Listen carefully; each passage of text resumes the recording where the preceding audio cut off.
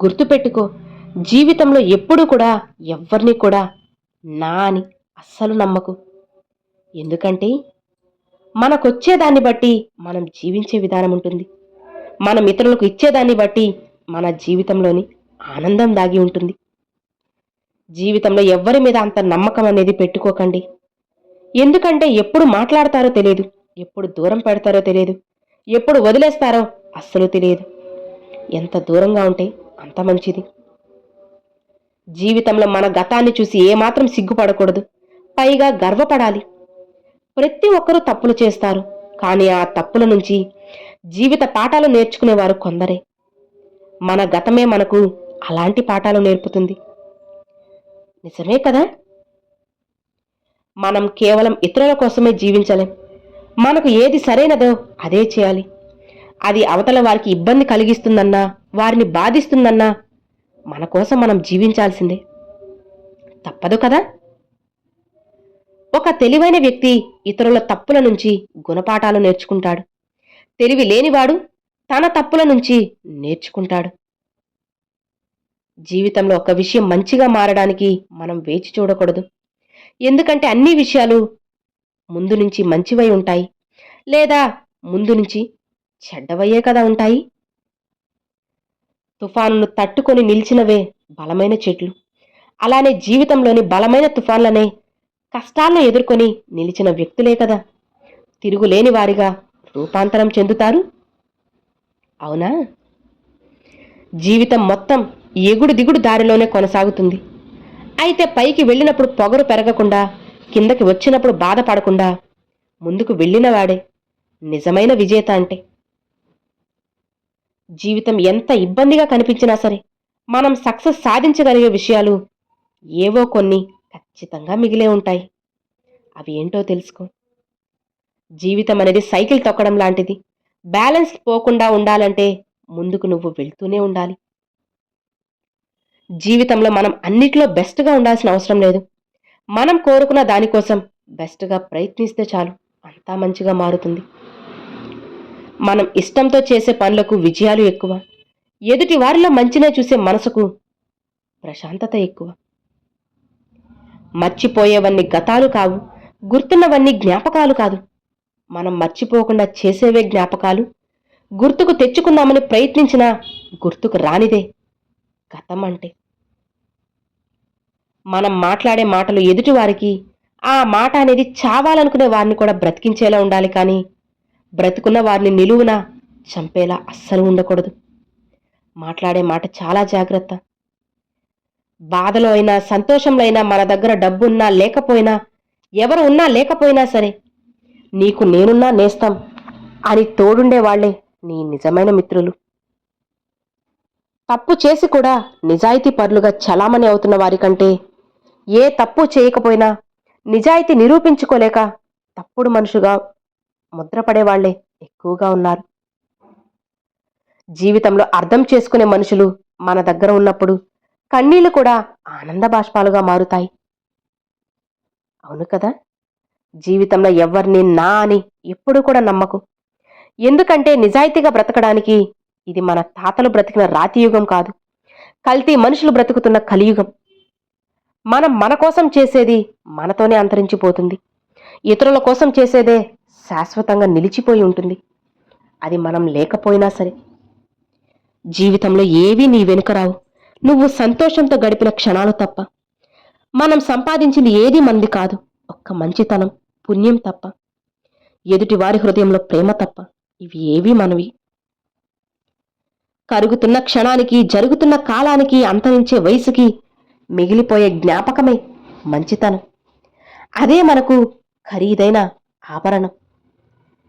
చీకటి లేకుండా ఆకాశంలో చుక్కలు మెరవలేవు, కష్టాలు లేకుండా జీవితంలో గెలవలేవు అని తెలుసుకో. అసలు ఈ ప్రపంచంలో మనం బ్రతకాలంటే మంచితనం, మొండితనం రెండూ ఉండాలి. మంచితనం మనుషుల మీద చూపించాలి, మొండితనం పరిస్థితుల మీద చూపించాలి. అప్పుడే నువ్వు బ్రతకగలవు. నీ మనసు బాధతో ఉన్నప్పుడు నవ్వడం తెలుసుకో. ఇతరుల మనసు బాధతో ఉన్నప్పుడు నవ్వించడం నేర్చుకో. జీవితంలో అందరికంటే పెద్ద గురువు సమయం. ఎందుకంటే సమయం నేర్పిన పాఠాలు ఎవ్వరూ నేర్పలేరు. ఓపిక పట్టడం అలవాటు చేసుకుంటే సరైన సమయంలో సరైన ప్రతిఫలం నీకు ఖచ్చితంగా అందే తీరుతుంది. జీవితం అనేది మనం నడిచే దారి లాంటిది. మనకు తోడుగా నడిచేవారుంటారు కానీ మనకి బదులుగా నడిచేవారుండరు. మనకి మనమే నడవాలి. అది ఎంత కష్టమైనా సరే తప్పదు. ఉన్న వాటి విలువ అవి మన దగ్గర ఉన్నంత వరకు అర్థం కాదు. ఒక్కసారి అవి చేజారిన తర్వాత అర్థమైనా ఏమీ చేయలేం. అది కాలమైనా, స్నేహితులైనా, బంధువులైనా, వస్తువులైనా సరే. మనం ఎలాంటి వారమనేది ఈ లోకంలో ఇద్దరికే తెలుసు. ఒకటి భగవంతుడు, మరొకరు మన అంతరాత్మ. అడుగుదామంటే ఇద్దరూ కనిపించరు. ఎంత విచిత్రమో చూడు. నిజాయితీగా ఉండడం కూడా ఒక యుద్ధం లాంటిది. యుద్ధంలో ఒంటరిగా నిలవడం ఎంత కష్టమో సమాజంలో నిజాయితీగా ఉండడం కూడా అంతకన్నా ఎక్కువ కష్టమే కదా. సముద్రంలో అలలు ఎన్నో, అందులో తీరం చేరేవి కొన్ని. జీవితంలో స్నేహితులు ఎందరో, కానీ మనసులో ఉండేది కొందరే. వారే మన నిజమైన మిత్రులు. ఓపిక పట్టడం అలవాటు చేసుకుంటే సరైన సమయంలో సరైన ప్రతిఫలం నీకు ఖచ్చితంగా అందే తీరుతుంది. చావుకి పుట్టుకకి మధ్యలో ఓ చిన్న జీవితాన్ని పెట్టి, మోయలేనన్ని బాధ్యతలు ఇచ్చి, మరిచిపోలేని బంధాలనిచ్చి, నిలకడలేని మనసును మనిషికి తోడుగా పెట్టి ఎన్ని ఆటలు ఆడుతున్నాడు చూడు ఆ భగవంతుడు. మనిషి బయటకు కనిపించే ప్రతి చిరునవ్వు వెనక ఎవ్వరికీ కనిపించని ఎంతో బాధ దాగి ఉంటుంది.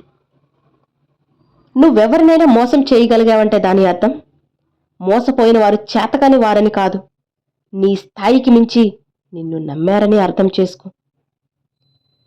మనం అడవిలో పులిని నమ్మొచ్చు, నీళ్లలో మొసలిని నమ్మొచ్చు, కానీ నవ్వుతూ మాటలతో నమ్మించే మోసం చేసేవారిని పొరపాటున కూడా నమ్మకూడదు అని తెలుసుకో. అది చాలా ప్రమాదకరమని గుర్తుపెట్టుకో. బాధను పంచుకుంటే ఆవేదన తగ్గుతుందేమో కానీ అర్హత లేని వారి దగ్గర పంచుకుంటే మాత్రం దానికి పదింతలు మనోవేదన తప్పదు. కాస్త జాగ్రత్త. హక్కు లేని బంధం, నిజాయితీ లేని ప్రేమ, స్వార్థంతో కూడిన స్నేహం, నమ్మకం లేని జీవితం ఎక్కువ కాలం నిలబడదు. ముక్కు సూటిగా ఉన్నది ఉన్నట్లు మాట్లాడి చూడు, నీ పక్కన ఒక్కరు కూడా ఉండరు. అబద్ధాలు చెబుతూ లేనిది కల్పించి మాట్లాడి చూడు, చుట్టూ ఒక పెద్ద సంఘమే ఏర్పడుతుంది. దెబ్బలు తిన్న రాయి విగ్రహంలో ఉంటుంది, దెబ్బలు కొట్టిన సుత్తి ఎప్పటికీ సుత్తిలానే ఉంటుంది. ఎదురు దెబ్బలు తిన్నవాడు నొప్పి విలువ తెలుసుకున్నవాడు మహనీయుడు అవుతాడు. ఇతరులను ఇబ్బంది పెట్టేవాడు ఎప్పటికీ కూడా ఉన్న దగ్గరే ఆగిపోతాడు అని తెలుసుకో. మనం ఇతరులకి సాయపడే విషయంలో పండ్లనిచ్చే చెట్టులా ఉండాలి. చెట్టుకి ఇవ్వడమే తెలుసు. మంచి మనుషులు కూడా అంతే. ఇతరులకి సాయం చేయడమే తప్ప వారి స్వార్థం కోసం ఎప్పుడు అస్సలు ఏదీ ఆశించరు. సాయం చేస్తూనే ఉంటారు, నలుగురిని నవ్విస్తూనే ఉంటారు. ఒక మంచి మాట మనిషిలో ధైర్యాన్ని ఇస్తుంది. అదే మాట మనిషిని పిరికివాణ్ణి చేస్తుంది. మన మాట పడిపోయిన వాడికి లేచి నడిచే ఉత్సాహాన్నివ్వాలి, కానీ పరిగెత్తేవాడిని పడిపోయేలా చేయకూడదు. సాయం చేసే చెయ్యి ఎంత గొప్పదో మంచి మాట మంచి సాయంతో సమానమని తెలుసుకో. నీ జీవితం నీకు గమ్యం తెలియని ప్రయాణమైనప్పుడు నీ మనసు చెప్పిన దాన్ని మాత్రమే నువ్వు విను. ఎందుకంటే అది నిన్ను ఎప్పటికీ కూడా మోసం చేయదు, అలానే అబద్ధం కూడా చెప్పదు.